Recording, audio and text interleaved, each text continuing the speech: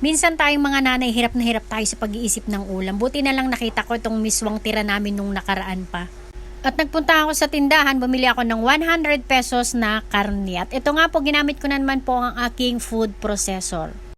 Grabe, ang bilis talaga at ang galing kapag meron ka neto sa bahay. Kasi saglit na saglit lang, 10 ikot lang ay giling na yung karne at mga ricado mo. Nilagyan ko yan ng bawang at sibuyas. Papabilis talaga yung kilos mo kapag may ganito ka.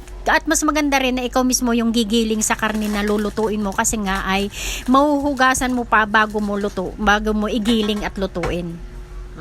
At pagkagiling ko nga nung karne ay minarinate ko siya at iprinito ko naman at ito naman po ay igigisa na natin kasama ang miswa. Saglit na lutuan na lang to kasi nga po ay yung pork natin na pansahog ay luto naman siya. Naggisa na lang po ako at pagkakulong po ng tubig ay nilagay ko na po agad-agad yung miswa. At pagkaluto po ng miswa ay nilagay ko naman po yung ating meatballs.